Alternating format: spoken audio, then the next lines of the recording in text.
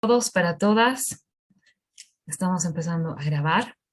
Por favor, hágame saber si en algún momento el audio está muy bajo para que corrijamos esa cuestión técnica. Como ya les había comentado Luisa, mi nombre es Verónica Salinas, soy abogada de profesión, ejerzo en derechos humanos hace ya bastantes años.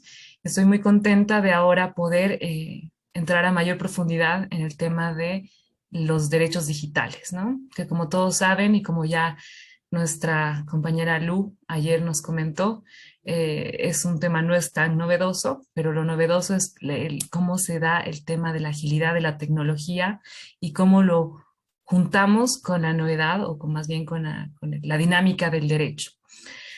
Para dar inicio a la presentación que hemos preparado para esta noche, obviamente quisiera saludar a todos, a cada uno de ustedes y pedirles si es posible, claro, entiendo que hasta ahora muchos y muchas de ustedes están regresando a casa, acomodando cosas quizá para los niños, qué sé yo, pero les puedo yo solicitar que los que tuvieran la posibilidad de conectar y abrir sus cámaras sería ideal.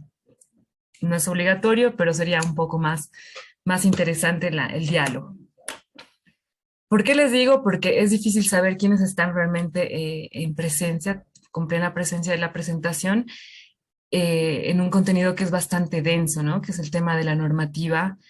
Son cosas que no podemos mucho parafrasear, que más bien tenemos que tomarlas textualmente como se prevé en la normativa. Por eso sería ideal que podamos vernos un poco, o sea que los invito a prender sus camaritas. Voy a compartir la pantalla, la presentación que he preparado para ustedes. Como hemos visto, también es importante que el momento que haya alguna duda, alguna inquietud, levante la mano y se espera que se le otorgue la palabra o podemos ir poniendo cualquier pregunta en el chat y la desarrollamos en la pausa. Les propongo, la clase va a durar desde las 7 hasta las 9, perdón, sí, desde las 7 hasta las 9, hacer una pausa en la mitad de la sesión de unos 5 minutitos.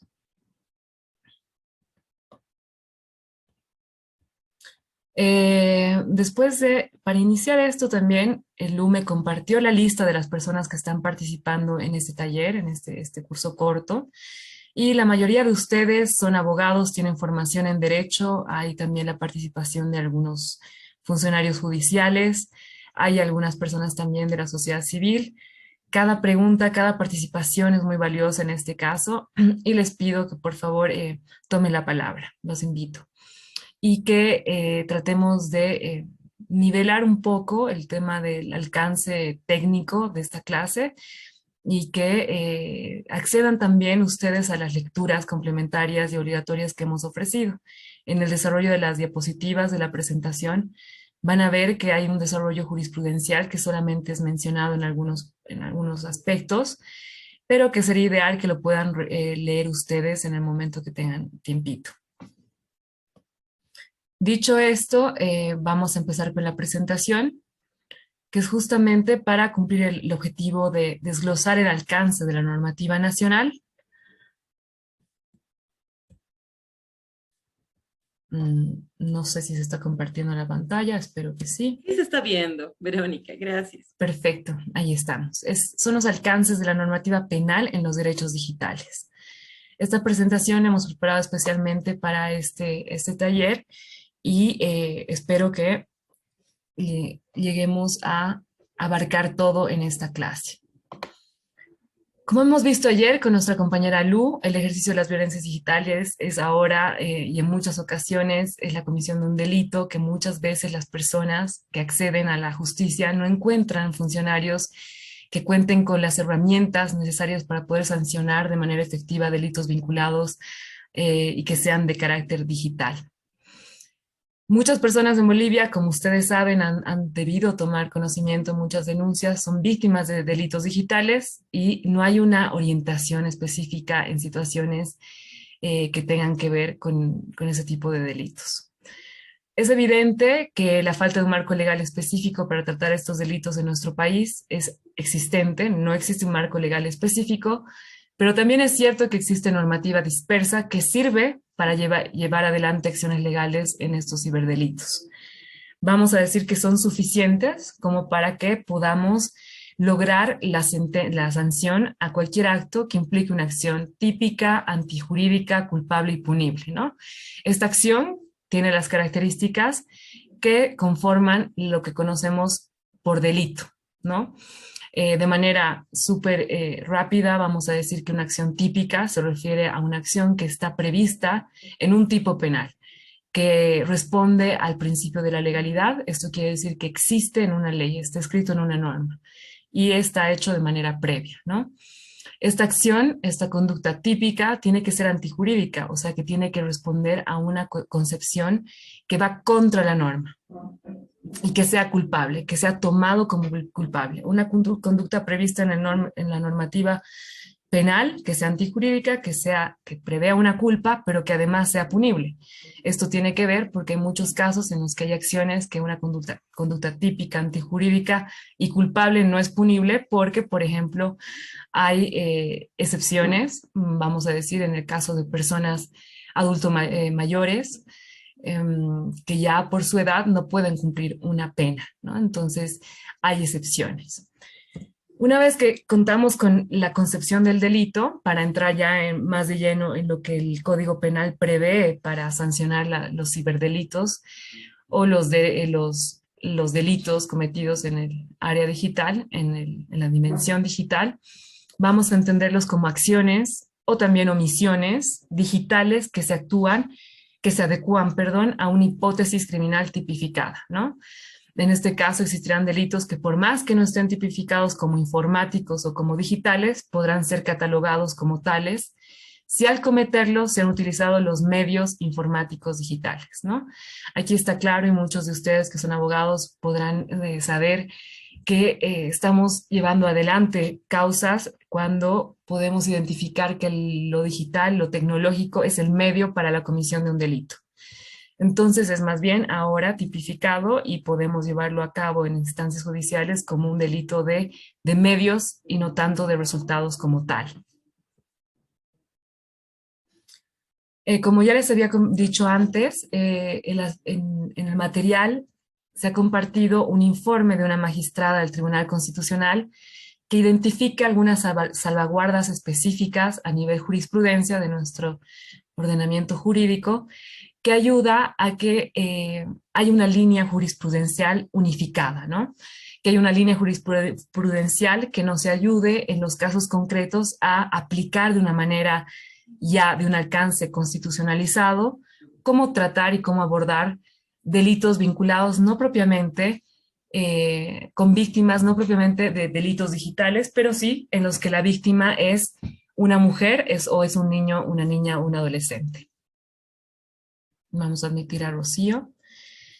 Y vamos a ir avanzando respecto a esto, que las previsiones, los alcances, más bien lo que les decía, lo que prevé la norma en el artículo 90 de la ley 348 es clarísimo, se me ha colgado, no sé si me da un minutito, ahora sí.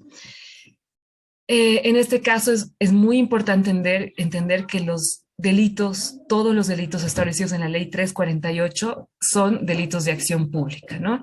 Entonces, todos los delitos establecidos en la ley donde la víctima es una mujer, se tienen que entender que son delitos de acción pública, ¿no? La violencia cometida contra una mujer, no está sometida a la voluntad de las partes, porque tiene que ser investigada y juzgada por los órganos de Estado, estableciendo de manera proporcional las sanciones que correspondan, ¿no? En este sentido,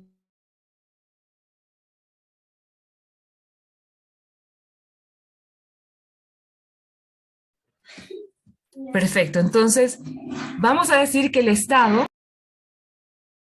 a través del Ministerio Público, a través de las entidades públicas, tienen que tomar acción directa, tienen que tomar parte en este tipo de delitos y no dejarlo a la voluntad de partes. Esto dice claramente la ley 340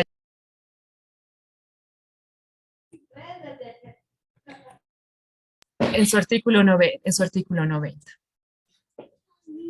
Perfecto. Ahora pasamos un poco a abordar lo que son las salvaguardas establecidas desde la jurisprudencia constitucional.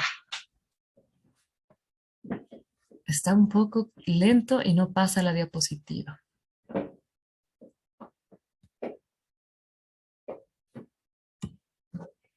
Ahora sí.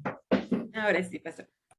Una de las salvaguardas establecidas en las sentencias constitucionales del Tribunal Constitucional ha establecido que el Ministerio Público, al también entender que es un delito de acción pública, no debe buscar únicamente la sanción del agresor, sino que debe prevenirlo asumiendo las medidas necesarias para la protección de la agredida o de la víctima de violencia de género.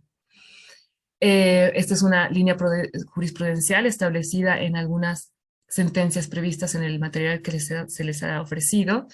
Y asimismo, es interesante ver que esta jurisprudencia ha asumido la doctrina del enfoque interseccional en la visión, en el alcance que dan las sentencias constitucionales, ¿no? Este enfoque interseccional, me imagino que muchos y muchas de ustedes lo conocen bastante bien, porque se aplica también en la función pública en el momento de que los servidores y las servidoras públicas que trabajen con denuncias, más que nada vinculadas a víctimas, donde son niños, niñas, adolescentes o mujeres, apliquen un enfoque interseccional, ¿no?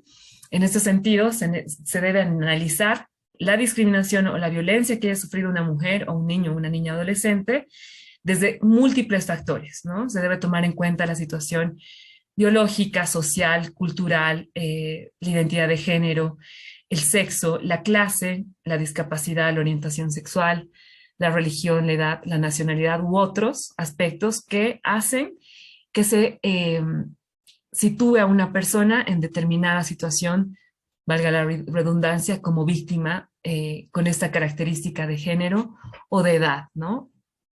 Siendo niños, niñas o adolescentes. Otra salvaguardia interesante es que la jurisprudencia ha determinado que cuando las mujeres tienen riesgo a su vida o a su integridad personal, pueden acudir directamente a la vía constitucional, ¿no? La búsqueda de tutela constitucional normalmente se toma en cuenta como algo subsidiario que debe ser de última instancia. Una persona que busca una tutela constitucional debería haber agotado todas las vías y los medios idóneos de defensa de manera previa. En el caso de que cuando la víctima es una mujer, cuando su vida está en riesgo o su integridad personal, esta mujer tiene que obtener resguardo inmediato y oportuno, pudiendo acudir directamente a la vía constitucional. Esto ya es una línea jurisprudencial y por tanto es aplicable para todos los casos. Asimismo, cuando la víctima sea niño, niña o adolescente, hay que considerar y tener mayor y especial atención en este caso de vulneración, porque son derechos de protección adicional que se requieren, incluso cuando se tiene que proveer de medidas cautelares, ¿no?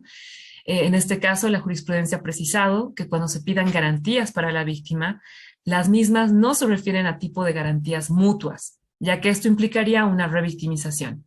En los casos donde la víctima sea un niño o niña adolescente en delitos de orden sexual, debe exigirse garantías personales únicamente al agresor y no a la víctima, ¿no? También existe la prohibición de la conciliación, como ustedes saben, en casos de que las víctimas sean niños, niñas o adolescentes, ¿no?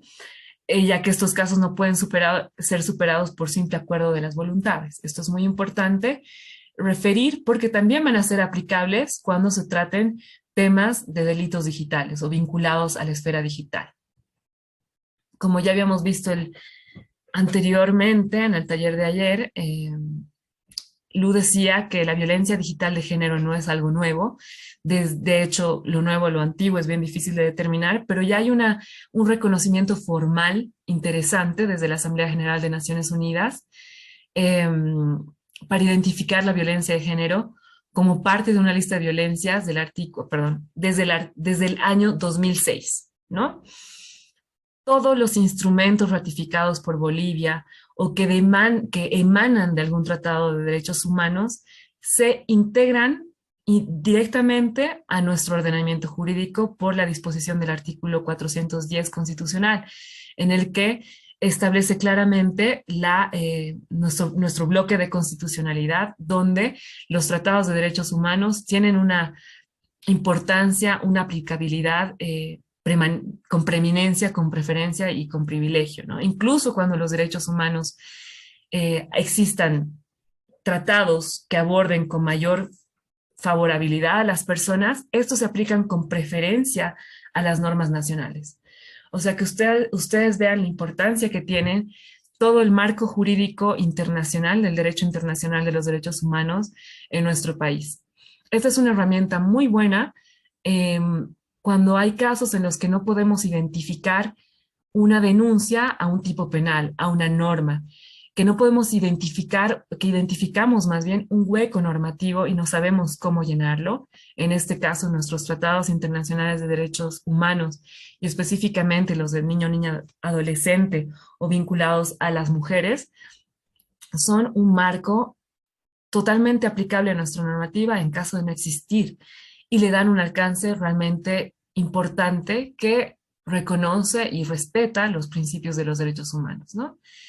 De que los aborda de una manera integral, interdependiente, universal, y esto nos puede favorecer mucho a momento de intervenir en algunas situaciones o incluso en el momento que nos relacionamos con autoridades judiciales.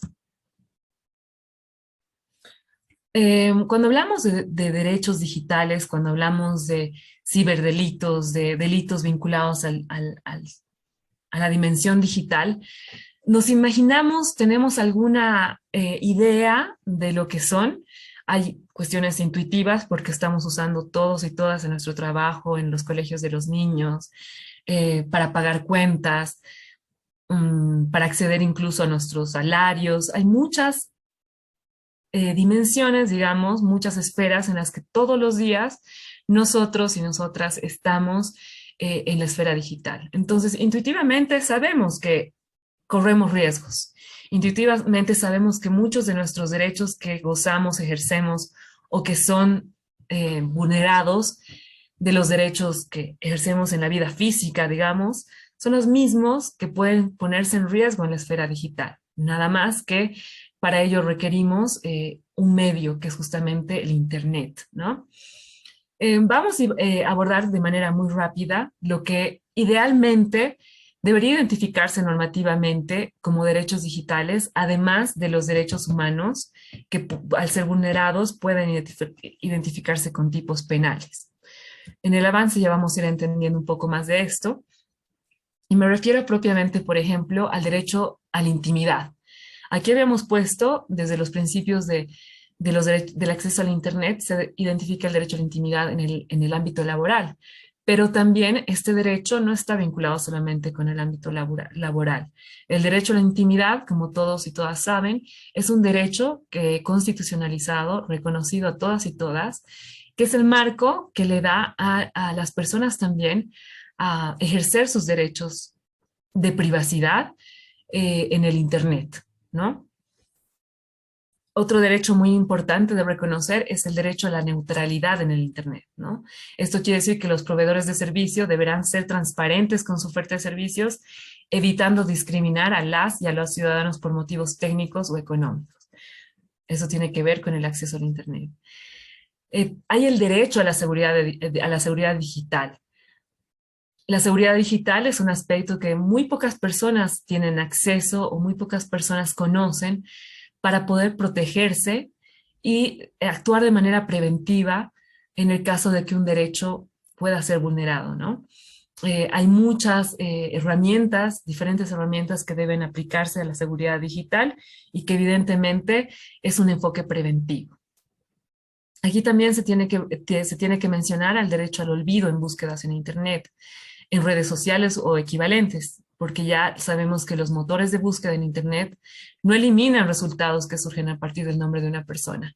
Tenemos un historial, todos y todas, y constantemente somos perfilados en el Internet de una manera, ¿no?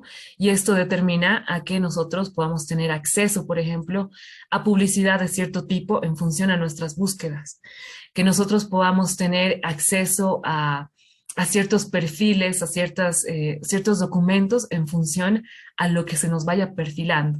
Esto no es correcto porque uno debería tener el derecho al olvido a las búsquedas en Internet. Como ven, todo lo que es referido al derecho al Internet y los derechos digitales engloba cierta ambigüedad, porque por un lado nos da muchísima facilidad para acceso a derechos, pero también nos pone mucho más riesgo para la vulneración de esos derechos. Esto es un ejemplo que les voy a poner referido justamente al derecho al olvido en la búsqueda de Internet. Esto sería ideal para que todos y todas podamos tener acceso igualitario al Internet sin que se nos sea perfilado nuestro perfil.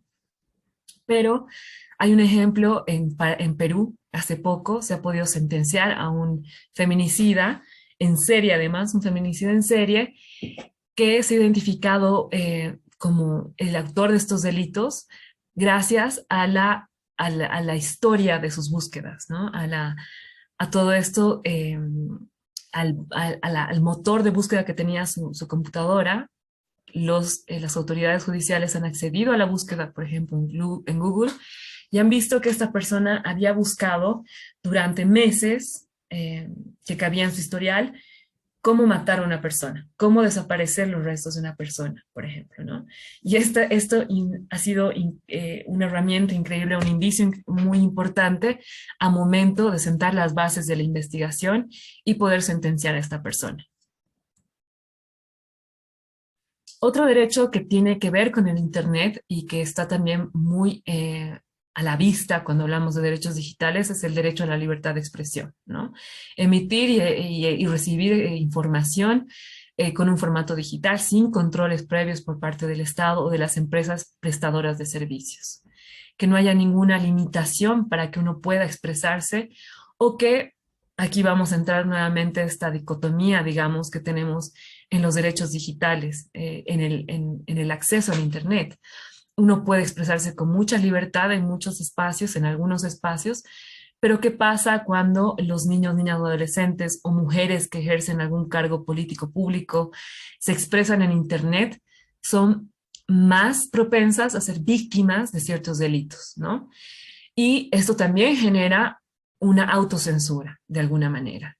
Vamos a ir viendo ya con mayor puntualidad estas situaciones, cómo se concretan en la tipología penal, pero estoy tratando de introducir algunas situaciones específicas. Vamos a hablar en este caso del derecho a la portabilidad. Esto está muy relacionado con la protección de datos personales. Los datos personales son, evidentemente, ahora se dice que son el petróleo moderno, porque a partir del acceso a datos personales, muchas empresas lucran, venden los datos personales. Y por falta de protección a la privacidad en este aspecto de los datos personales, estamos expuestos a muchas situaciones que pueden terminar en delitos muy complejos como el acoso, por ejemplo, la explotación sexual o la trata o tráfico de personas. Eh, pero propiamente cuando hablamos del derecho a la portabilidad, uno tiene que saber exactamente dónde están sus datos personales para poder uno mismo recibirlos y transmitirlos a otros cuando uno desee, por ser titular del derecho justamente a sus datos personales. El derecho a la negociación colectiva no tiene que ver mucho con lo que estamos abordando con los temas penales y más bien tiene que ver con en la esfera laboral nuevamente, o sea que lo vamos a saltar para pasar justamente al derecho a la protección de datos de los menores en Internet, de las menores y los menores en Internet. En este caso, vemos que la ley debería establecer que los centros educativos y cualquier persona que desarrolle actividades con menores de 14 años de edad deberían contar con el consentimiento del menor o de sus representantes legales, ¿no?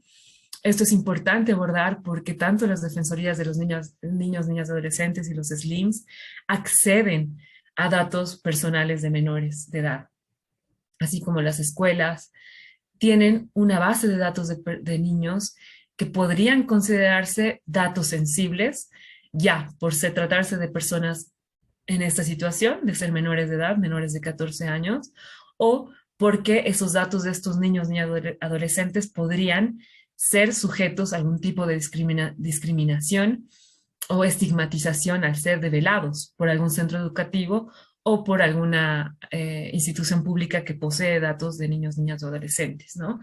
Es importante tener en cuenta que la persona que detenta, siendo un funcionario público, tiene una responsabilidad adicional para brindar protección a los datos de los niños, niñas y adolescentes. El derecho a la rectificación en Internet también está relacionado a la posibilidad de que los usuarios o las usuarias puedan difundir contenidos contra el honor o la intimidad de una persona. Esta persona pueda rectificar, ateniéndose a los requisitos de una ley específica, que haya el derecho a la rectificación, ¿no? Que digan, por ejemplo, quiero que se rectifique que se ha dado a conocer mi dato personal de esta manera y no es correcto. Necesito que lo hagan de tal manera. Este aspecto está claro en muchos, digamos, conductos públicos de las instancias públicas, pero no es muy, más bien no está regulado de ninguna manera cuando se trata de rectificación de datos personales en Internet. Y es por esto que es tan importante demandar la vigencia de una ley específica de protección de datos personales. Asimismo, tenemos el derecho a la actualización de informes en medios digitales, ¿no? Eh, es más o menos y está vinculado a la rectificación porque se trata de que en tu información refleje la situación actual por las circunstancias posteriores que se dieron a una publicación en Internet, ¿no? En cualquier medio digital. Ahora sí, ya que tenemos un poquito un bagaje de una complejidad específica de los delitos digitales, de los medios por los que se comete, vamos a conceptualizarlos ya dentro del ámbito penal, ¿no? Vamos a decir que los delitos informáticos son los que protegen un bien jurídico específico que es informático, ¿no? Que son sancionados por actos que lesionan o ponen en peligro otros bienes jurídicos, como la intimidad, la privacidad, el patrimonio, la fe pública y otros, ¿no? Vamos a ver particularmente los delitos cometidos en el espacio digital, como ya lo decía Lu ayer, se magnifican, da la sensación que son exponencialmente peligrosos y dañinos, ¿no? Cuando se ven vulnerados, por ejemplo, el de la intimidad, el derecho a la intimidad. Antes, en la inexistencia de los medios tecnológicos, la intimidad y la privacidad podía ser dañado, podía ser lesionado o violentado como derecho, pero las repercusiones no eran tan magnificadas como lo son a través del Internet. Y muchas veces cuando uno está siendo mellado en su delito, en su derecho a la privacidad, adicionalmente está siendo privado de otros derechos o vulnerado en otros derechos, como por ejemplo, se vulnera la privacidad e inmediatamente se estaría dañando el derecho al trabajo, por ejemplo.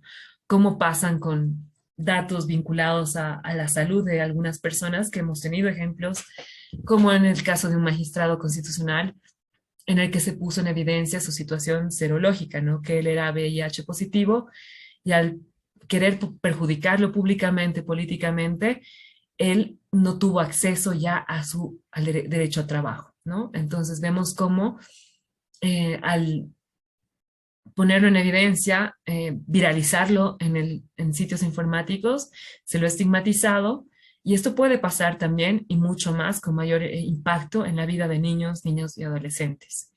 O también de mujeres que son víctimas de violencia, vemos más con mayor impacto mujeres que ejercen algún cargo político público o que son lideresas de alguna organización y que por ende son personas, sujetos, son sujetas al alcance de la ley 243 contra el acoso y la violencia política contra las mujeres, ¿no? Vamos a ver que ya en el año 97, la ley de modificaciones al Código Penal, que es la ley número 1768, ya introdujo algunos delitos propiamente informáticos, ¿no? Y entre ellos hemos identificado en el artículo 363 bis la manipulación informática y en el 363 ter la alteración, acceso, uso indebido de datos informáticos, ¿no? Y esto tiene que ver con la intención que una persona puede tener para obtener un beneficio indebido para sí o un tercero, manipular un procesamiento o transferencia de datos informáticos que conduzcan a un resultado incorrecto o evite un proceso tal cuyo resultado habría sido incorrecto, ¿no? Esto, la sanción es la reclusión de 1 a 5 años y una multa de 70 a 200 días, ¿no? Vamos a ver que las penas no son muy severas, así como lo es en la alteración, acceso y uso indebido de datos informáticos, ¿no? En la que la pena también es la prestación de trabajo hasta un año o multa hasta 200 días. Estos dos delitos están previstos en la norma, específicamente son informáticos, ¿no? También están previstos, por ejemplo, los delitos contra el honor vía TIC, que puede darse con la subsunción, digamos, del delito a la difamación, llegar a la subsunción y determinar la tipificación de la difamación, que es el artículo 288, ¿no? La difamación, como todos ya conocen o han debido ver en la norma, se refiere a que hay una repetición constante y tendenciosa de manera pública para revelar o divulgar un hecho, una calidad, una conducta que puede afectar la reputación de una persona individual o colectiva y que esto tiene sanción de trabajo de un mes a un año o una multa de 20 a 240 días, ¿no?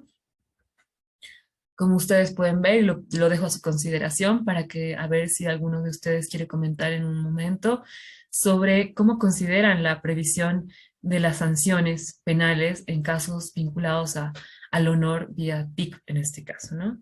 ¿Son realmente sanciones acordes y proporcionales con el impacto y a la violación que tiene una víctima de difamación? Vamos a escuchar en breve las opiniones de ustedes. Hasta aquí, ¿cómo vamos? ¿Estamos bien en ritmo? ¿Quisieran rebajarle un poco el ritmo? ¿Qué opinamos?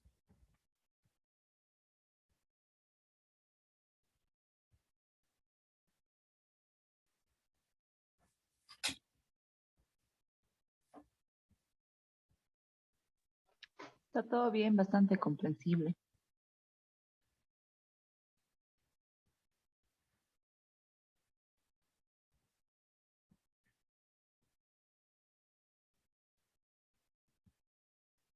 Ya, perfecto. Continuemos entonces. Lo que no estoy entendiendo es por qué no puedo ver yo la pantalla completa. Y ha empezado desde la primera. Ya, perfecto. Continuemos entonces. Por favor, si quieren hacer alguna consulta, también levantan la mano. Si me puede avisar con un mensajito, Luisa. Ya. La violencia digital de género ya habíamos visto, hemos visto los derechos implicados en en el ámbito digital. Vamos a pasar directamente al delito que ya hemos dicho, uno, sobre informática, manipulación informática, la difamación, y aquí vamos a ver el delito de calumnia, ¿no? El delito de calumnia tiene una excepción prevista en la ley de imprenta,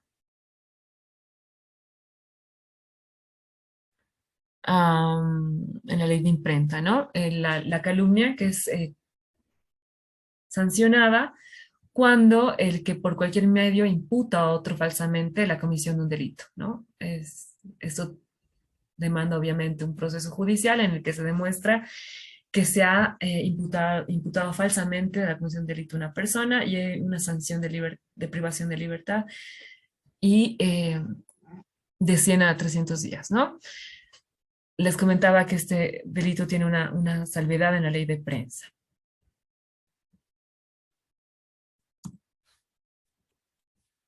Tienen que disculparme, pero quiero mejorar el sonido, que aquí me aparecen muchos mensajes de que algo anda mal.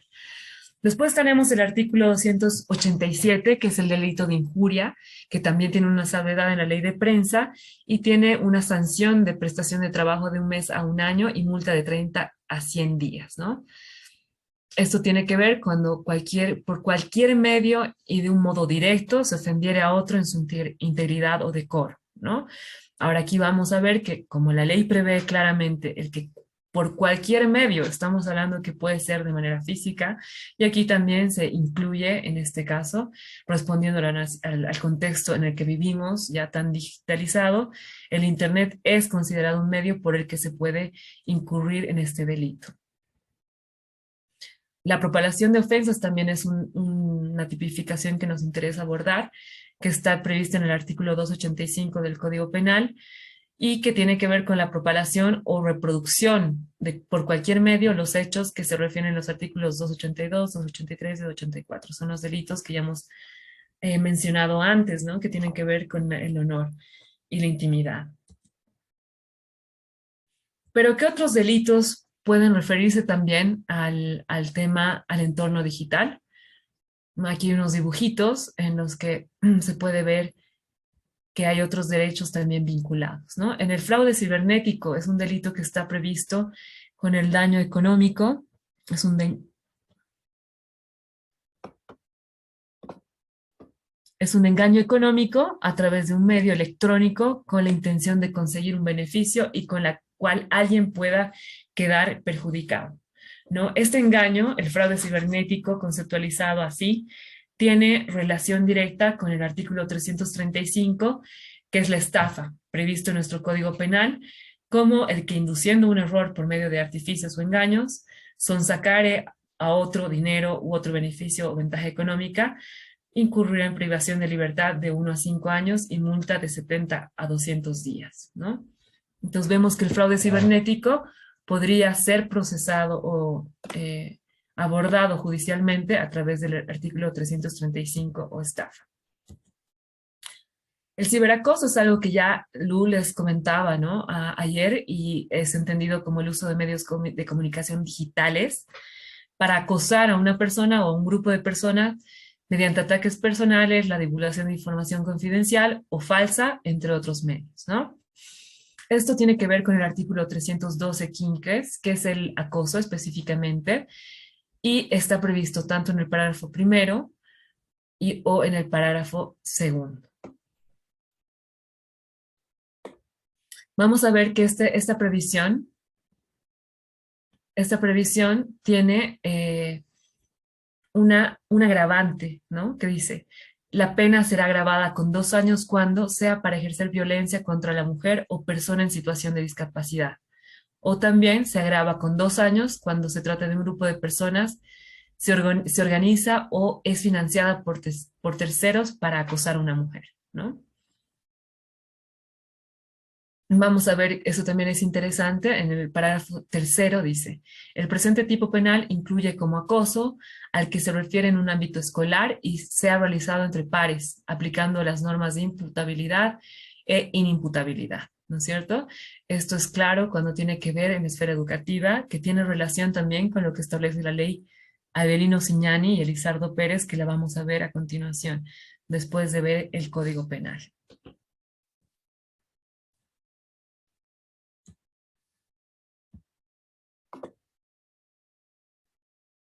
En el parágrafo 2, que ha aparecido ahora, es importante ver que también se entenderá por acoso aquellas acciones mencionadas anteriormente que realicen mediante tecnologías de la información y comunicación. Aquí vemos que evidentemente, si bien el Código Penal no establece como tal ciberacoso, se establece aquí que el acoso está en su alcance pleno, en su previsión punible plena, por su aplicación del parágrafo segundo del 312, porque es aplicable en cualquier caso cuando se use las tecnologías de información y comunicación. El acoso sexual, que ya tiene esta variante, que está previsto en el artículo 312 del Código Penal, y tiene que ver con que una persona que se vale por su posición de jerarquía o de cualquier índole que tenga una jerarquía, hostigue, persiga, exija, apremie, amenace con producir daño o perjudicar a cualquiera, pero que también condicione la obtención de un beneficio o obligue por cualquier medio a otra persona a mantener una relación o realizar actos o tener comportamientos de contenido sexual que otra forma no serían consentidos por la persona, ¿no? Esta sanción es de privación de libertad de 4 a 8 años, ¿no? Y además, en el numeral segundo, dice que si la exigencia, solicitud o imposición es ejercida por un servidor público en el ámbito de la relación jerárquica que ostenta, esta persona además será destituida de su cargo y la pena será agravada por un tercio, ¿no? Esto es muy importante resaltar porque muchos y muchas de nosotras estamos justamente en espacios públicos donde se ejerce algún tipo de tuición sobre las víctimas, ¿no? Es importante relacionar la ley penal con el acoso sexual, con el artículo 148, que es específicamente un acoso político contra mujeres, ¿no? Y esto tiene que ver con la inclusión que ya daba la ley 243 y tiene que ver con que realización de actos como ser la presión, la persecución, el hostigamiento, amenazas contra una mujer electa designada en el ejercicio de una función política pública y que también se puede dar contra sus familiares durante o después de un proceso electoral, impide así un derecho político de la mujer, implica una sanción con una pena privativa de libertad de 2 a 5 años, ¿no? Vemos que aquí también tiene que ver con un delito de medios, ¿no? A través de los usos de las tecnologías. Aquí vemos específicamente la violencia política contra las mujeres en el artículo 148 ter, incluido por el código, por la ley en el Código Penal. Específicamente vamos a abordar algunos delitos vinculados con lo que se conceptualiza como ciberbullying, que está muy relacionado y está netamente involucrando a niños, niñas y adolescentes, ¿no? En el ciberbullying vemos que es el uso de medios de comunicación digitales para acosar a una persona o un grupo de personas mediante ataques personales, divulgación de información confidencial falsa, entre otros medios, ¿no? También esto es el acoso, ¿no? Está tipificado como acoso, el ciberbullying. Pero además nuestro Código Niño Adolescente lo prevé como un tipo de violencia en el sistema educativo en su artículo 151 y no está de más hacer referencia, aunque sé que perfectamente ustedes conocen el contenido a cabalidad por el cargo que ostentan, ¿no? Que ejercen sus cargos en las defensorías de SLIMS, pero es necesario hacer el clic y vincularlos específicamente, ¿no? Vamos a ver que el código en el sistema educativo prevé las numerales, la violencia entre pares, la violencia entre no pares, la violencia verbal, la discriminación en el sistema educativo, la violencia en razón de género, la violencia en razón de situación económica y aquí está la violencia cibernética en el sistema educativo, ¿no? Los tipos de violencia descritos en el presente artículo serán considerados infracciones mientras no constituyan delitos. Vamos a ver entonces que las infracciones son tratadas de otra manera en nuestro código, por nuestro código niña adolescente, pero en muchos casos habrá que analizar muy bien esto eh, desde una perspectiva múltiple, interdisciplinaria e interseccional para abordarlo con niños, niñas y adolescentes. Asimismo, es necesario hacer referencia a las amenazas o la coacción. Las amenazas o coacción están previstos en nuestro código en el artículo 293 y tiene una pena de reclusión de 3 a 10 y 8 meses, ¿no? Esto tiene que ver conceptualmente como el anuncio de un mal futuro ilícito que es posible, impuesto y determinado con la finalidad de causar inquietud o miedo zozobra al amenazado, a la persona, ¿no? Y esto es, lamentablemente, un hecho muy frecuente cuando tiene que ver con niños, niñas y adolescentes, ¿no? Se les da amenazas o coacción en muchos casos para que ellos no digan en qué situación están. No hablen con las personas que están a su cargo, sus padres, por ejemplo, ¿no? Aquí voy a dar una pausita para que podamos conversar hasta aquí. Si tienen alguna pregunta, alguna inquietud que compartir.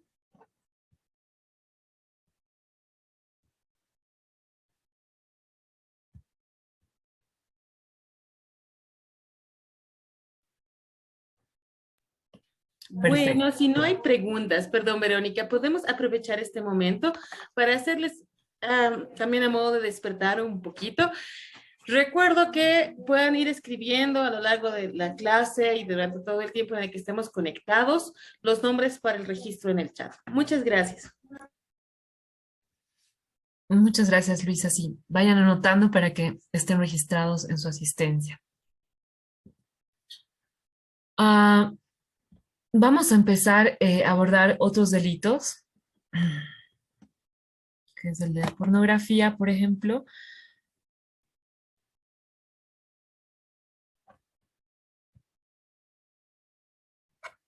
que está claramente vinculado con, con hechos que tienen que ver evidentemente con el espacio digital, ¿no? El espacio digital, ya nos contaba un investigador de la FELCB, específicamente del área de cibercrimen, decía, somos 7 profesionales y normalmente estos casos los tratamos siempre como el delito de pornografía. Los casos vinculados a niños, niñas y adolescentes han sido bastantes. Vamos a ver, al final hay algunos datos que voy a ofrecerles. Y en el caso de las defensorías y SLIMs, se han abordado muchos casos vinculados a pornografía, sobre todo en la época de la pandemia y de la emergencia sanitaria, ¿no? Ahora sí, vamos a entrar de lleno a lo que es la tipificación de la pornografía, que es importante abordarla y ver cómo realmente corresponde a la realidad en la que los niños, niñas, adolescentes o mujeres están expuestos en el Internet. Y es el artículo 323 bis, que dice, quien procure, obligue, facilita o induzca por cualquier medio o por sí o por una tercera persona que no dé su consentimiento a realizar actos sexuales de exhibicionismo corporal con fines lascivos, con el objeto de videograbarlos, fotografiarlos, filmarlos, exhibirlos o describirlos a través de anuncios impresos, transmisión de archivos de datos en red pública o de comunicaciones, sistemas de información electrónicos o similares, será sancionado con pena privativa de libertad de 10 a 15 años. Igual sanción será impuesta cuando el autor o partícipe reproduzca o almacene, distribuya o venda material pornográfico, ¿no? Aquí vemos que el tipo penal engloba todas estas situaciones que se dan en el espacio digital y que además amerita una agravante adicional en la pena privativa de libertad cuando la víctima es niño, niña o adolescente o es una persona con discapacidad. El artículo 281 bis, que tiene que ver con la trata de personas y el tráfico, tiene evidentemente una previsión cuando se trate justamente de todos estos actos lesivos en el espacio digital, puede terminar en este hecho de trata de personas, ¿no? Ustedes conocen el contenido de este artículo, es muy extenso y evidentemente es una de las mayores preocupaciones cuando se trata de la violencia digital y las consecuencias de la violencia digital. Vamos a ver que el artículo 36 de la ley 263 abarca el quehacer de la policía boliviana en este caso, en estos casos, y manda a que se examine minuciosamente a utilizar los bienes informáticos secuestrados e incautados con el fin de identificar y desarticular las fuentes de origen de la red del cibercrimen y criminales de trata y tráfico de personas, ¿no? Está mandada también la Policía Nacional a realizar patrullaje cibernético, ¿no? El que se conoce comúnmente como el ciberpatrullaje en las páginas públicas de Internet. Y así como es un mandato para prevenir la trata y tráfico de personas y delitos conexos, también es una situación que al ser tan poco normada, el ciberpatrullaje puede ser también un elemento de vulneración de otros derechos, ¿no? Lo ponemos también esto en consideración. Y abordamos más específicamente ya lo que es la ley integral para garantizar a las mujeres una vida libre de violencia, en la ley 343, que muchos de ustedes la conocen perfectamente y adecúan su aplicación a los delitos que hemos abordado anteriormente, como el delito de amenazas, el de pornografía, la alteración, el acceso y el uso indebido a datos informáticos. Son delitos de violencia de género que se ejercen evidentemente a través de las tecnologías de información y comunicación. La ley 343 nos muestra también una previsión interesante en el ámbito en el que todas aquí y todos trabajan, que se puede dar, ¿no? Que es la violencia institucional.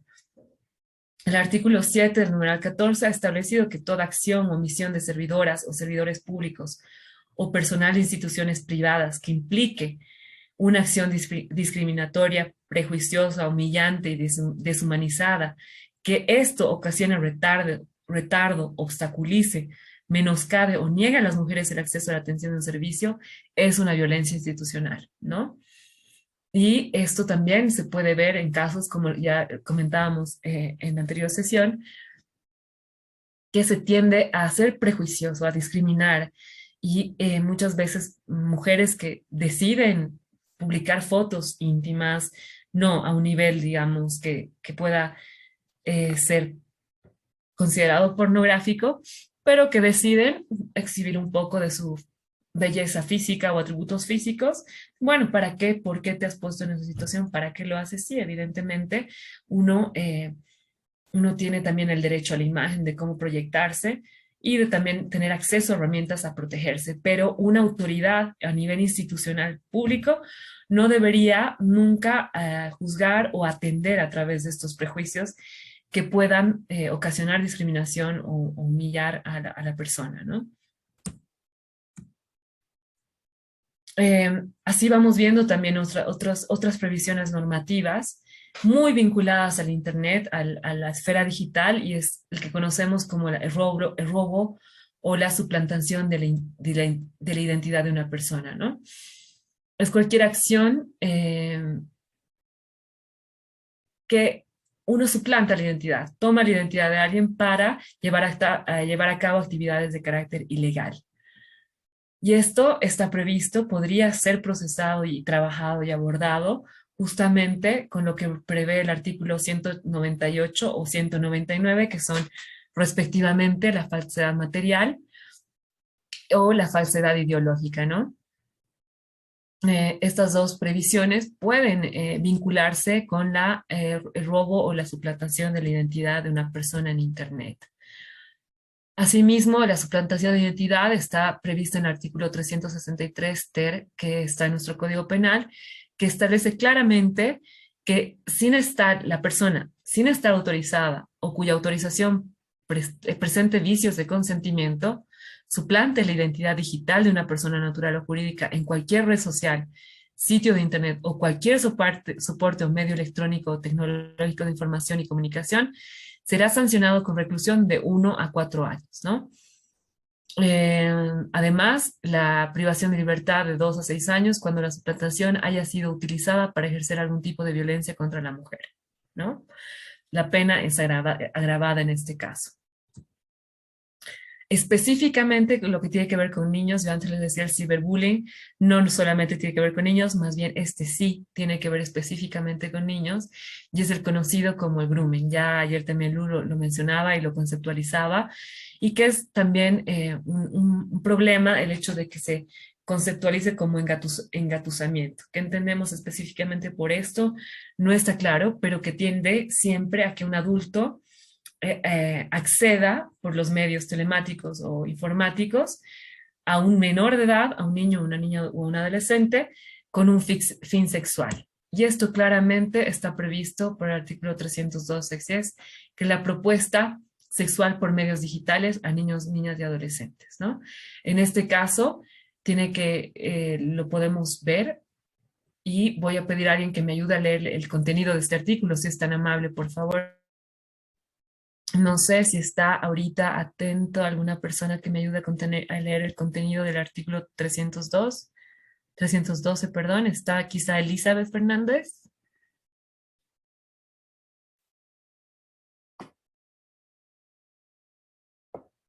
No está Elizabeth Fernández. Entonces vamos a pedir, Yo puedo ayudar a leer, licenciada, doctora. por favor, gracias. La persona mayor de edad que a través de cualquier tecnología de la información y la comunicación contacte con un niño, niña o adolescente para solicitar que realice actividades sexuales explícitas o actos con notación sexual o le solicite imágenes de sí misma con contenido sexual o erótico, o proponga concertar un encuentro con el fin de cometer cualquiera de los delitos descritos en los artículos.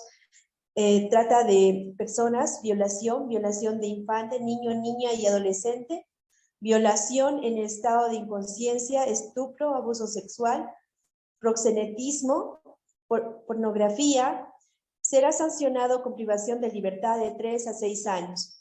No será aplicable la sanción cuando la persona contactada tenga 15 años o más y la persona que haya hecho el contacto sea mayor de edad, siempre y cuando no exista diferencia de edad mayor de 3 años entre ambos, cuando exista el consentimiento de la persona adolescente y no se haya cometido violencia o intimación, a excepción de que se pueda comprobar que la intencionalidad del contacto es la comisión de otro delito. Es un poco complejo, ¿no? Muchas gracias, estimada Rosario. Gracias por haber colaborado con la lectura de este delito, de este tipo penal.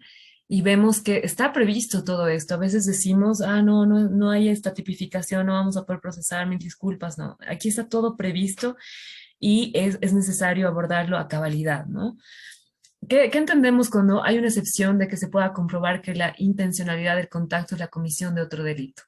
En este caso, vemos que en el primer parágrafo el Código Penal prevé y establece relación con otros delitos, ¿no? Con la trata de persona, la violación de infante, todos estos delitos tienen una connotación además adicional cuando hablamos que la sanción puede ser relativa, podemos relativizar, ¿no? Por ejemplo, cuando la persona contactada tenga 15 años o más, ¿no? Y que la persona que ha hecho el contacto sea mayor de edad, siempre y cuando no exista diferencia de edad mayor de 3 años entre ambos.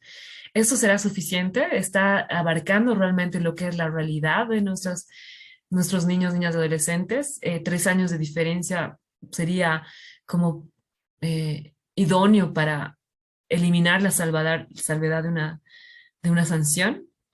Cuando existe el consentimiento de la persona adolescente y no se haya cometido violencia o intimación. Aquí podríamos también entender lo que, por ejemplo, el consentimiento de una persona adolescente es hacer el sexting, ¿no? ¿Qué es sexting? ¿Qué es sexting? Que es lo que justamente explicaba Lu ayer, ¿no? Que no es bueno del todo criminalizar actividades de este tipo en el Internet o con el uso de tecnologías. Entonces es necesario conocer todo el contexto en el que los niños, niñas, adolescentes, o sobre todo en este caso específico adolescentes, están conviviendo a diario y que tampoco es posible criminalizar, ¿no?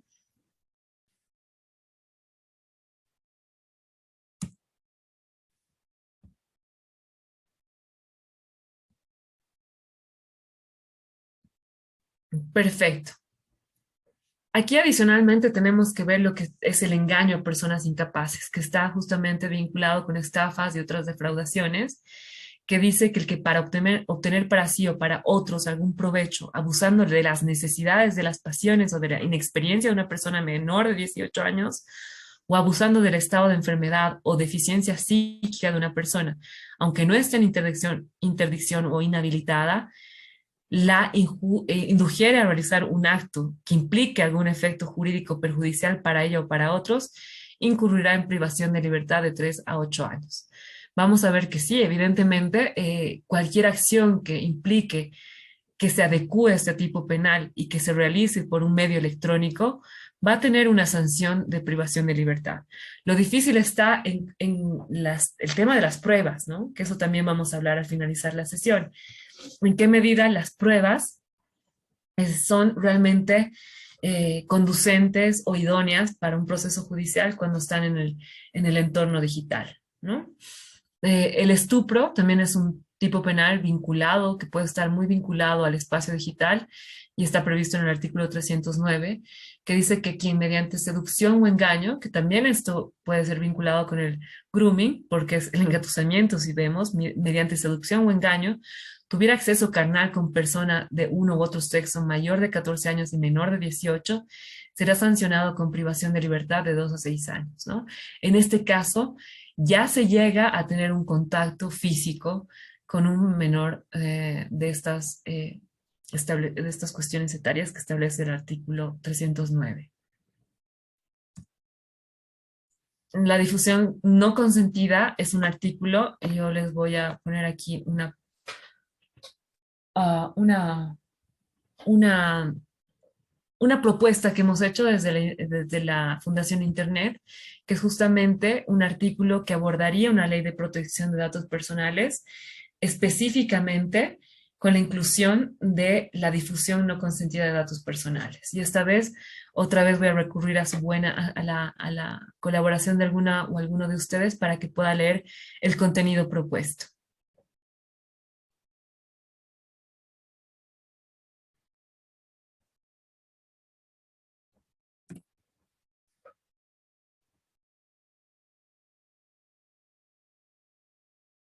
¿Nadie que me pueda ayudar con la lectura?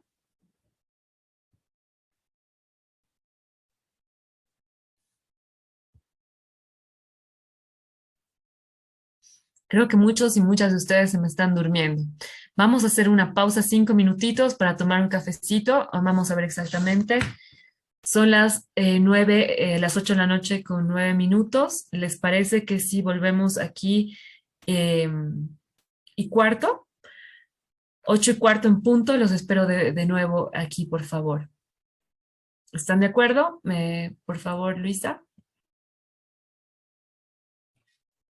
Muy bien, podemos pausar la grabación y damos estos 5 Cuenten un poco sus dudas, sus inquietudes, pero también que nos comenten alguna experiencia que ustedes hayan tenido en el acceso a alguna denuncia o algún caso que quieran compartir con nosotros. Va a ser muy, muy útil para la discusión. Ahora tengo abierto el chat, tenemos 19 personas conectadas y quisiera que por lo menos unos 10 nos puedan decir, poner en el chat ahorita una palabra, ¿no? Si algunos consideran que con todo lo que hemos visto ahorita, eh, todos los artículos del Código Penal, la tipificación, es suficiente para abordar la criminalización, el tema criminal, el cibercrimen, el ciberdelito en nuestro contexto boliviano. A ver, vamos viendo qué van diciendo todos, todas. ¿Les parece suficiente o insuficiente?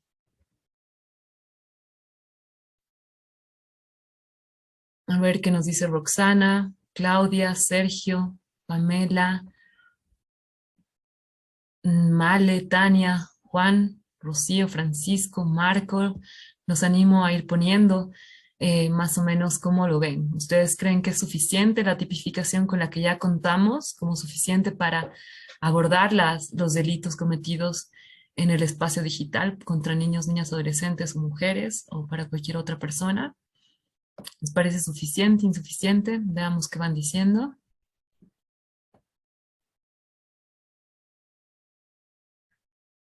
O tal vez no están todavía, no han vuelto de la pausa, muchos de ustedes, creo, ¿no? ¿Continuamos nomás, querida Luisa, o esperamos unos minutitos? Yo creo que continuamos porque ahora ya estamos casi llegando y 20. Quizás ahora ya han podido retornar la mayor parte, se les puede haber pasado un par de minutitos, pero Verónica, por favor, te pido que continuemos para poder cumplir el contenido de este módulo.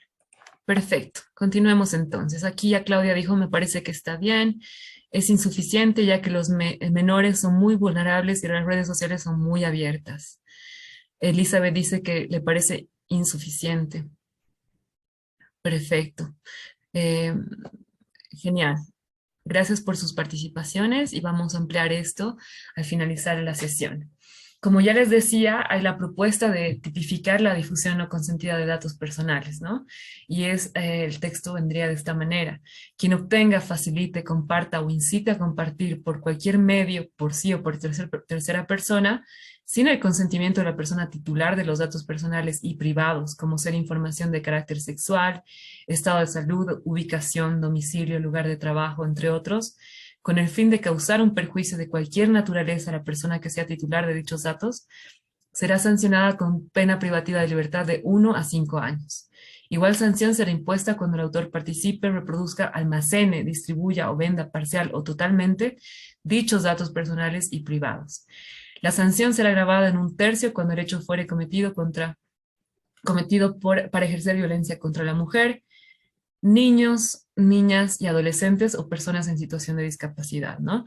Aquí vemos que este artículo trata de abarcar todo aquello que tiene que ver con datos personales, pero además prevé una situación de agravante cuando se trata de justamente este grupo de especial situación de vulnerabilidad, como son los niños, niñas y adolescentes, ¿no?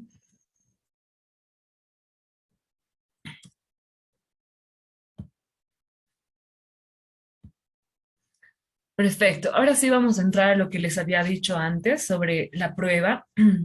Ya vemos que el artículo 78 de la ley 16.4, que es la ley de telecomunicaciones, prevé que los mensajes electrónicos de datos tienen validez jurídica y probatoria, ¿no? Todos estos mensajes electrónicos se pueden usar en procesos judiciales en este contexto. Las pruebas de mensajes en las redes sociales pueden ser usadas para sancionar al agresor en cualquier juicio. ¿Qué se tiene que hacer? Solicitar esto, además un peritaje para determinar la dirección del IP o una prueba anticipada frente a delitos de acción privada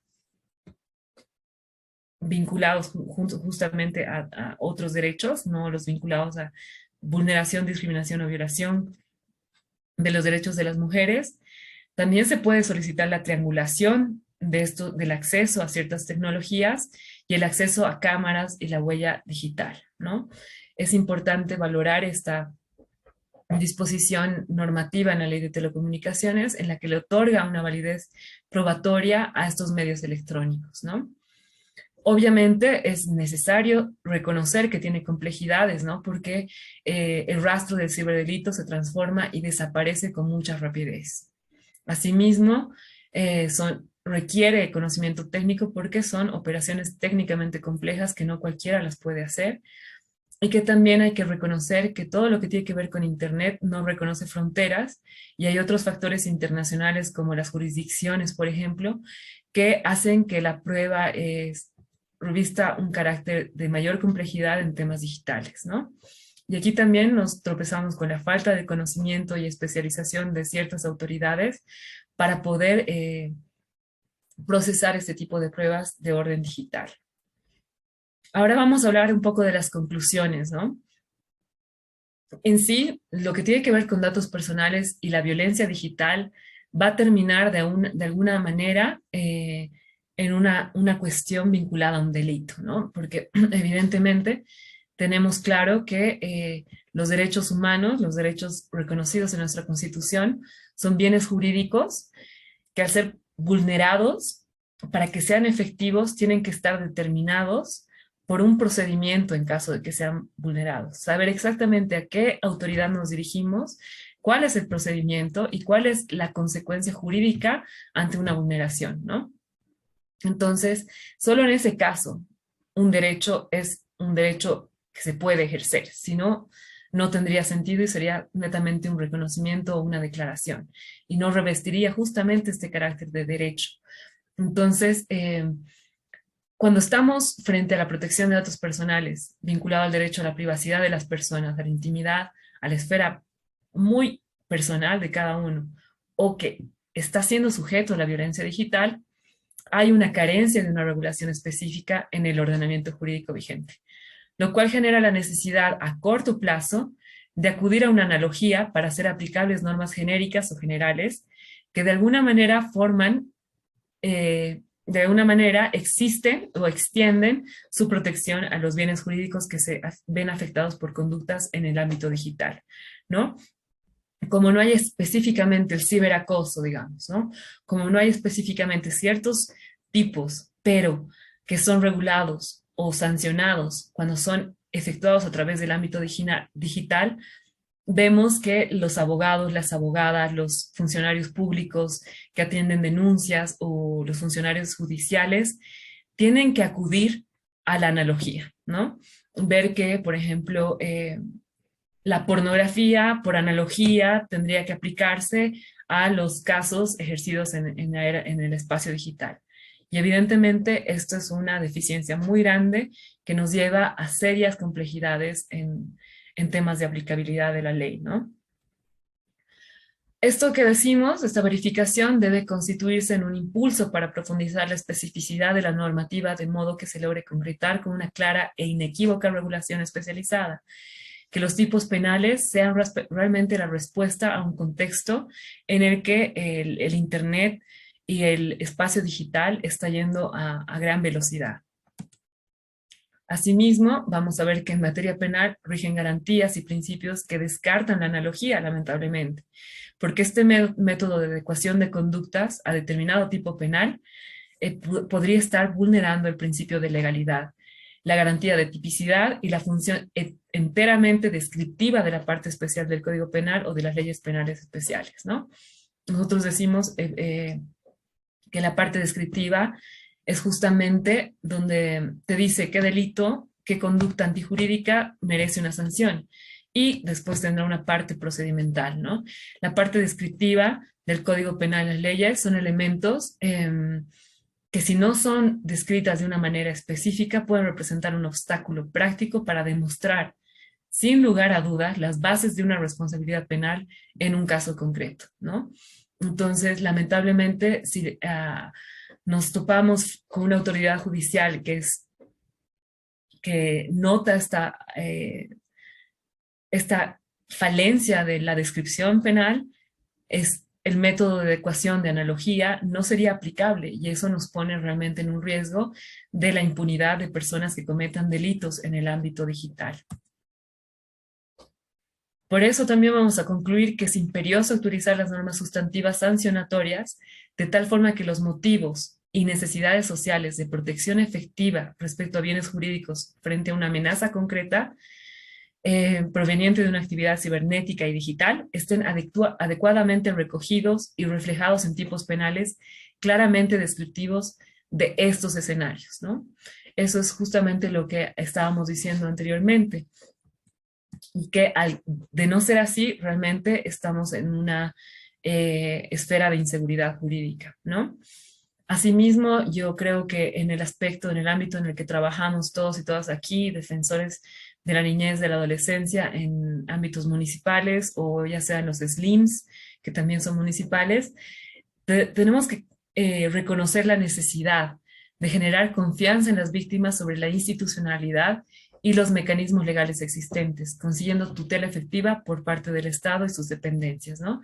Que estas víctimas realmente sientan que si uno va, por ejemplo, a denunciar estos actos a una defensoría para que después derive en una investigación penal a través del Ministerio Público y el conocimiento de un juez, es necesario que todas las entidades públicas y las autoridades de protección conozcan el alcance de las acciones en el espacio digital y conozcan la posibilidad de adecuar ciertas conductas a ciertos tipos penales y demandar que las autoridades judiciales así lo hagan, ¿no? Porque no podemos decir que por falta de una norma específica o por falta de ciertos aspectos descriptivos en tipos penales, no se estaría cometiendo una violación flagrante contra algún delito. Y más aún cuando es un delito cometido contra una persona incapaz o contra una persona, un niño adolescente, una mujer en situación de vulnerabilidad, ¿no? Entonces, yo creo que con eso estamos abarcando todo lo que es la tipología penal, las necesidades que tenemos y justamente los desafíos que ustedes tienen como autoridades públicas de conocimiento, de denuncia en caso de vulneración de derechos de niños, niñas y adolescentes, ¿no? En este sentido, yo ya les había comentado que hemos compartido lecturas para que ustedes puedan ver, revisar. He hecho más énfasis en el tema de las sentencias constitucionales por el ámbito en el que ustedes trabajan, pero también es necesario pensar que hay otros materiales importantes, ¿no? Ampliar los contenidos que nosotros estamos aquí dando de manera muy, digamos, preliminar. Con estas lecturas, ya la Fundación Internet ha hecho una investigación justamente sobre estos asuntos, sobre las esferas que aborda la protección digital, que tiene que ver con lo psicológico, con lo judicial también, y es necesario que ustedes puedan revisarlo y en cualquier caso nosotros vamos a ofrecer un soporte o ayuda si ustedes ven por conveniente, ampliar algún contenido, compartir algún caso, estudiarlo, brindar algún tipo de soporte. O sea que por favor siéntanse en la libertad de compartir con nosotros cualquier inquietud, cualquier pregunta en este espacio o en cualquier otro que ustedes vean conveniente.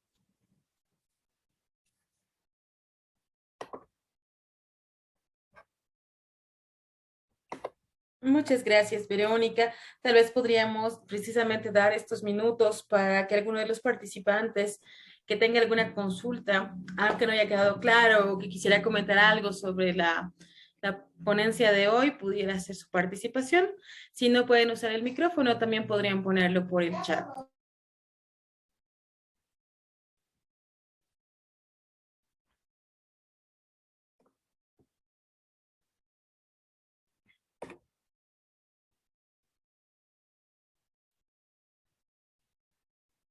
Ya, entendemos que es un contenido bastante denso y que es necesario un poquito procesarlo para ordenar algunas ideas. Yo insisto un poquito en compartir algunos casos que ustedes hayan conocido y analizarlos cómo se han trabajado y abordado en la esfera de la investigación penal. Sería muy interesante. Eh, Vamos a esperar un ratito. Mientras tanto, yo también les quiero comentar que desde el programa que estoy eh, ejerciendo funciones en la Fundación Internet Bolivia, estamos tratando de hacer posible la puesta en vigencia de una ley de protección de datos personales que si bien no establece sanciones penales, porque no es el ámbito que se intenta proteger, establece sanciones más bien administrativas y pecuniarias. eh, es necesario conocer que sí tiene implicancias penales cuando son datos personales de niños, niñas y adolescentes, ¿no?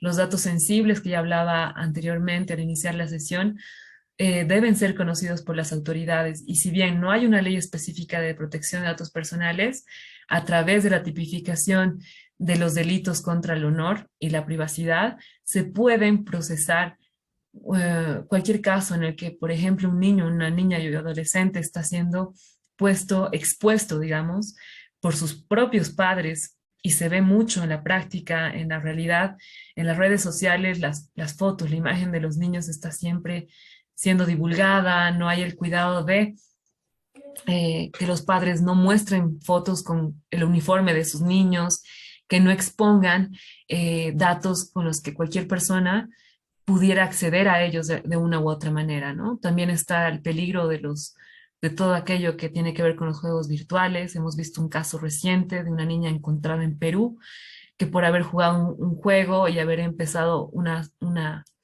charla, un chat en estos espacios, ha sido víctima de trata y tráfico de personas, ¿no? Entonces, eh, si bien las normas ahorita no están respondiendo a cabalidad, a la realidad y al contexto de la digitalización, de la virtualidad en la que estamos viviendo, tenemos que ser capaces como autoridades o como padres y madres de poder establecer algunas medidas de protección y prevención y cualquier caso que ustedes conozcan, invitar a los padres y a madres que protejan los datos personales de sus niños, su imagen, que no los expongan a este tipo de casos, ¿no?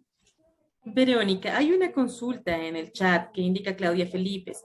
Por favor, si se podría aclarar más en cuanto al procedimiento ante el conocimiento de un delito digital cuando la víctima es un menor.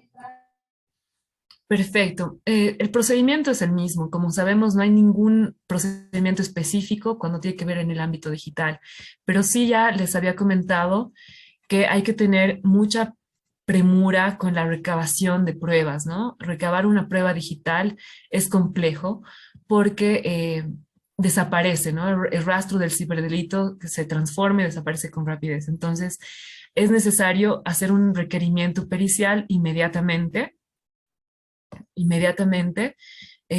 un peritaje para que se determine específicamente de dónde provino cierta información o cierta interacción con un niño o niña adolescente. El IP es una identificación inequívoca, ¿no? Que se puede solicitar, se determine y se identifique. También se puede hacer una triangulación que esto es clave al momento de ver las interacciones, también las cámaras, la huella digital. Se debe actuar con mucha rapidez en casos en los que evidentemente ha sido cometido un delito en un espacio digital. Cuando tiene que ver con niños, ustedes saben las salvedades que se tiene que tener, la protección de la identidad del menor y actuar con mucha velocidad, evitando de que cualquier cuestión que pueda vulnerar su integridad o su vida, o también su privacidad o su integridad psicológica, física, que pueda viralizarse en Internet, se soliciten las acciones pertinentes. Se podría activar también una acción de privacidad, que es en el ámbito constitucional, o más bien actuar de manera diligente con algún amparo constitucional por el que sean datos, fotos en las que se ponga un niño, una niña, adolescente, sean inmediatamente eliminadas, ¿no? Contactar con personas con soporte técnico que conozcan cómo se hace el contacto directo con Facebook, por ejemplo, ¿no? Para que se elimine ciertos contenidos o para solicitar que masivamente se denuncien contenidos, más si son sobre niños, niñas y adolescentes. Esas son cuestiones que específicamente podríamos ver cuando hablamos de delitos vinculados al espacio digital. No sé si con eso estamos respondiendo a tu pregunta, estimada. ¿Quién hizo la pregunta, perdón? Claudia Felipe. Claudia Felipe, sí, básicamente sería eso, ¿no? Claudia, ¿tú trabajas en alguna defensoría, en algún SLIM? Nos puedes responder por chat también si gustas.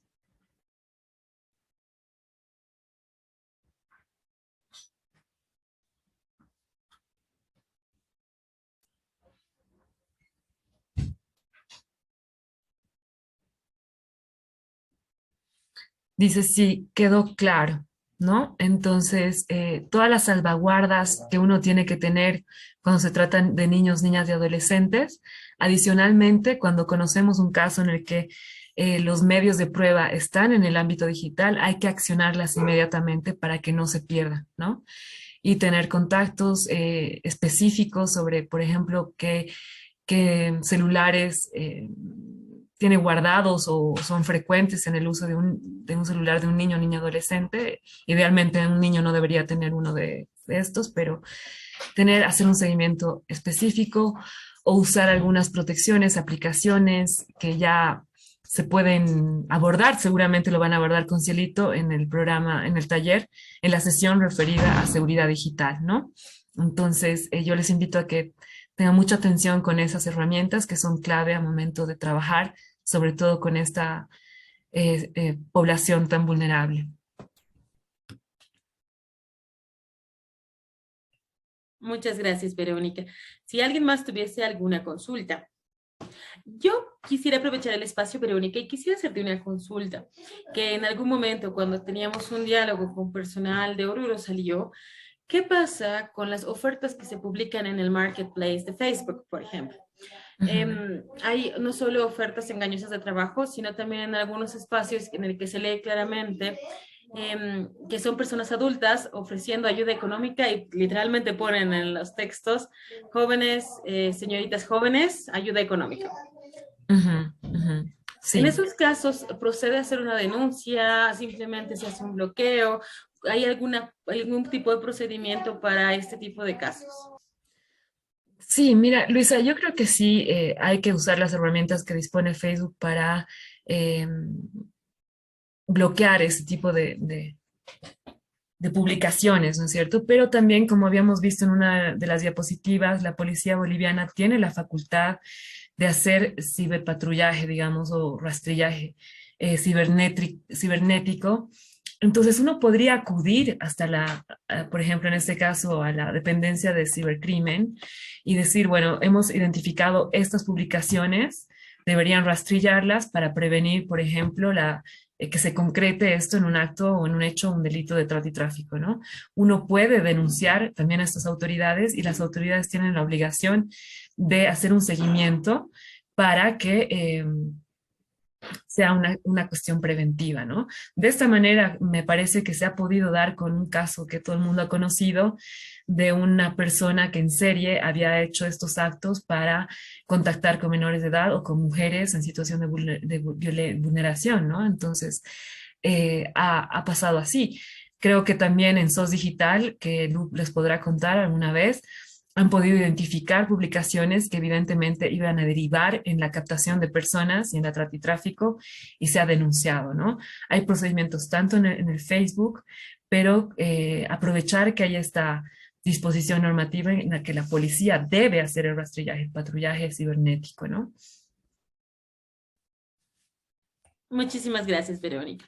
Si no tenemos más preguntas, únicamente hacerles una recomendación para que podamos estar atentos para el módulo de la siguiente semana. Quiero agradecerte, Verónica, por tu participación. Damos unos minutitos más si es que alguien quisiera hacer otra consulta. Puede abrir el micrófono. Claro, perfecto. Los invito a que conversemos cualquier... yo invito más que nada a participar con sus experiencias. Es muy rico conocer algunos casos que ustedes han podido abordar en su trabajo. Escríbanos, miren, aquí en el chat voy a poner mi correo electrónico para que se contacten con nosotros, conmigo, cualquier cosa.